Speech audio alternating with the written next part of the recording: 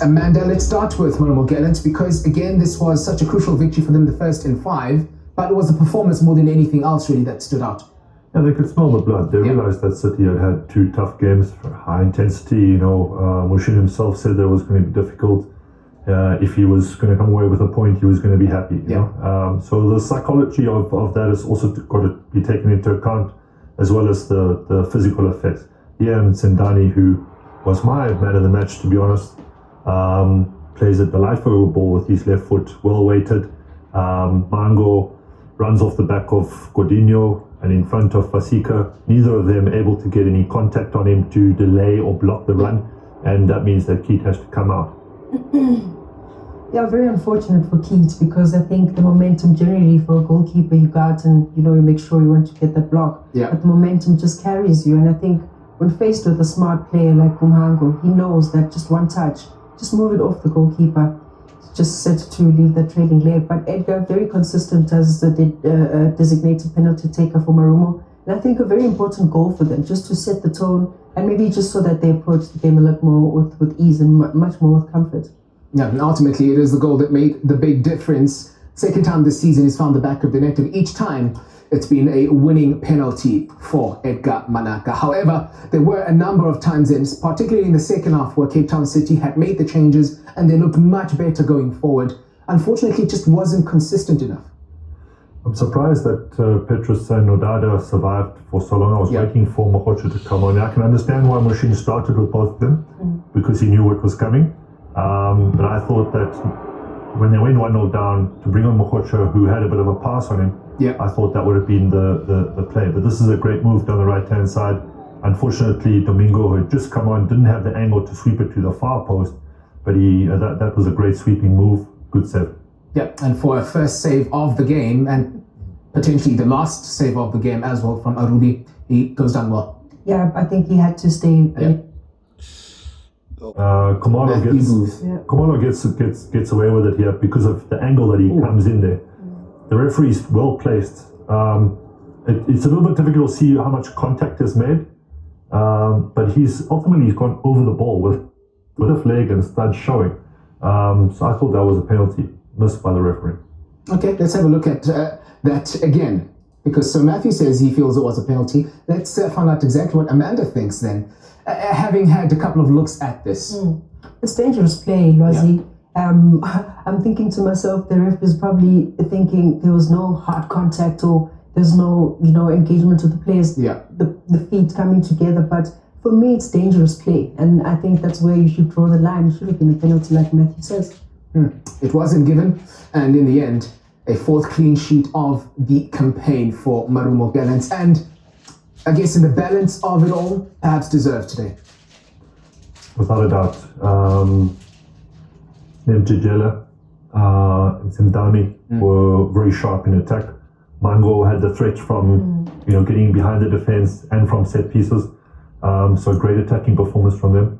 And I'm sure Dan has again proved to the owners where he should be. Okay, that is another victory for Marumo Gallants, only a 4th of the campaign. Very quickly, before we move on from this game, Cape Town City. Is it as easy as just saying perhaps the exertions of the last 2 games really caught up with them today? Yeah, I think that's very correct. Like Matthew even mentioned at the top of the program, that it's just could be one of those way, and the away game, you travel, a different province, the heat as well. We can't ignore the fact that the heat played a major role in the players willingness to run onto a ball or to avail themselves for space, because they've had such a congested calendar in between, So, but yeah, it's one of those. Sometimes the games do come thick and fast, but sometimes you'll have a gap in between. It is about squad rotation now, and I think Coach Mushin had an insight of what is yet to come for the rest of the season. A wonderful stat that we heard from our commentary team towards the end of that game. Cape Town City was the 4th time they're playing against teams in the bottom 5, yet to win any of those games. And perhaps that does give us a glimpse as to why some of these struggles have been so glaring. Yeah, in this particular moment, it was bad timing. After what they've experienced over the last couple of days, we saw it coming, and we could just pick it up. Forget about tactics, forget about how much running was done, just the body language at certain moments. You picked up some of the main players head down, hands on knees, mistiming tackles, passes overhit, things like that you can pick up. It's been a tough week for them. Yeah, tough week for them, and with that defeat, they lose out on an opportunity to win 3 in a row. They would have become the 3rd team in this season's Betway Premiership to do exactly that. The only 2 sides then, as it is, who have gone 3 matches in a row or more, happen to be the first 2 on the standing. So, a 1-0 victory for Marumo Gallants, and very quickly before we focus elsewhere, this is a performance that we sort of have been waiting for from a Dan Dance coach team, where you've got the ball possession, you've got the chances, you've got the goal that really matters. And you've got the personnel, I think, finally, that can complement what it is that you're trying to achieve.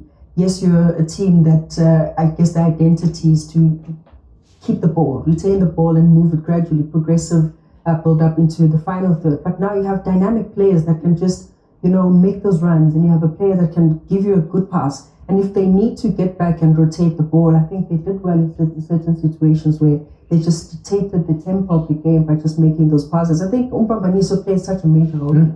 Yeah, and if Laslatsi comes to the party, just ups his game, gets into 4th or 5th gear, then they've got a very all-rounded, well-balanced attacking 4 or 5.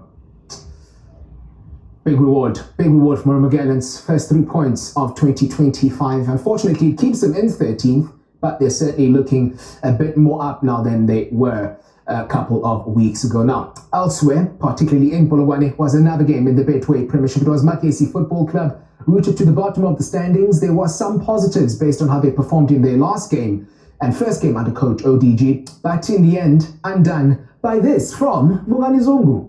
Yeah, I mean, Mungani doesn't usually score many goals, but I think this will augur very well for him in terms of just, his first starts in Amazulu shirt and getting a much important a goal and a win. But I think confidence-wise, this should really try and allow him to settle in and maybe work really hard to keep his position in the team as well. Yeah, he didn't try to hit it too hard, just on the edge of his foot, getting the edge of his toes, as you do to try to keep the ball down. Chibuzeze has got to take fault for that. Although he had a go at his defence for not squeezing the shot taker in Zungu, he's got to take sole responsibility for that.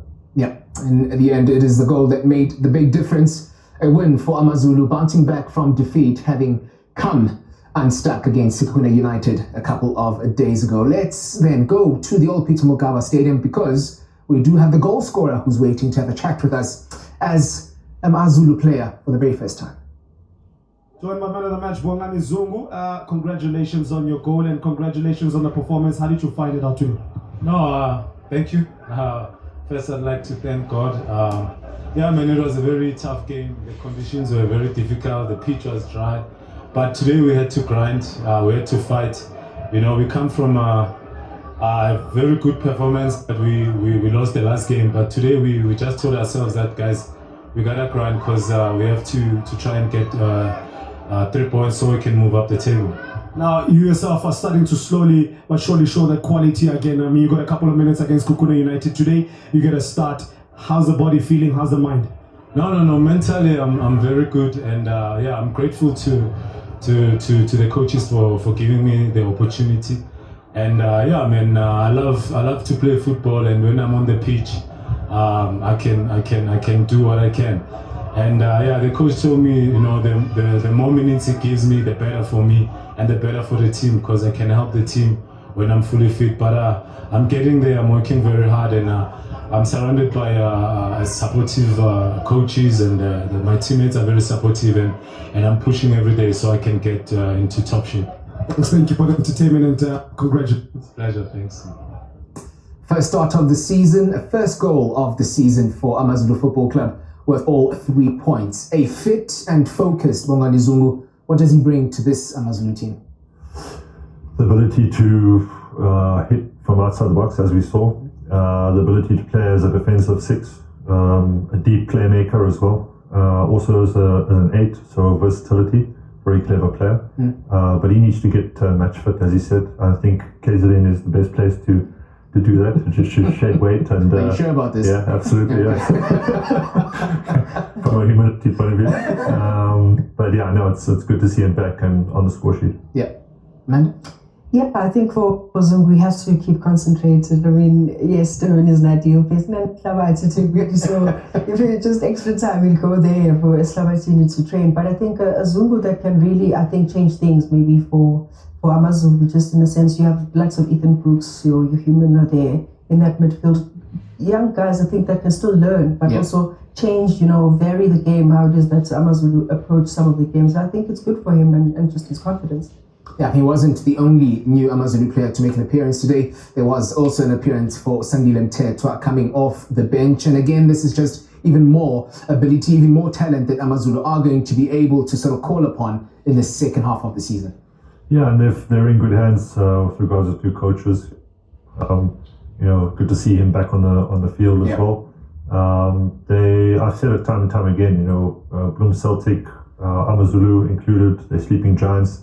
The people of that region just want the fans, in that region just want consistency. And with performances like this, hopefully it will be a kickstart for exactly that. Yeah, and I think, especially in that defensive unit, I think Amazulu have just, giving away cheap sort of goals. And I think Sandile then comes in and gets an opportunity to sort of, raise his hand, in cementing things at the back, whether they choose an Ofori or a Veli. It's really just about keeping things tight at the back with the abundance of talent that they have. I'm sure they can compete and maybe just cement their position actually in the top 8. So, very first victory for 2025 for Amazulu Football Club for Coach ODG, his first defeat as coach at Magesi. Let's hear from the coaches and how they reacted to the 90 minutes.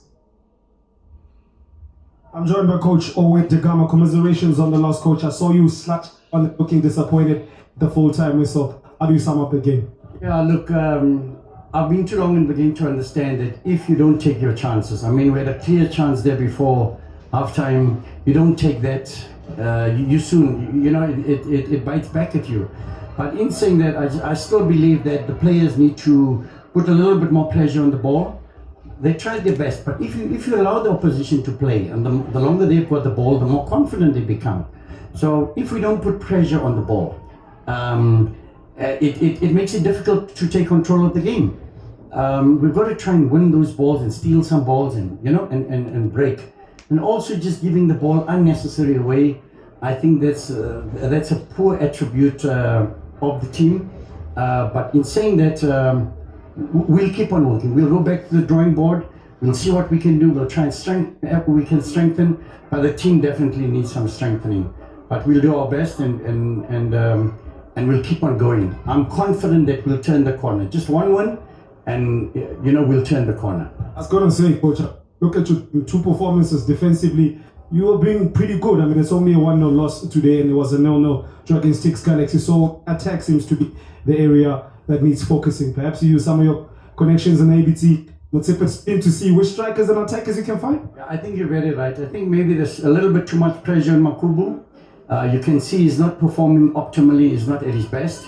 So maybe there's a little bit. That's why we played with two strikers. We played with Baloy and with him just to take the pressure off him. But I still believe we lost the battle in the middle of the field. That's where we lost it. Wide, I think the guys were pretty good. We put in some crosses. Quality of the crosses maybe not that good. Something that we've got to work on. But I think we lost the game in the middle of the park. Coach, thank you very much. Thank you very much, Coach. Joined by Coach Athazwane, victorious. It was a loss against Kukuna United. Must feel good to get a performance and then get 3 points on top of the performance. Yeah, look, I must give credit to the guys. It was never going to be an easy one, for the fact that we played 3 games in 7 days.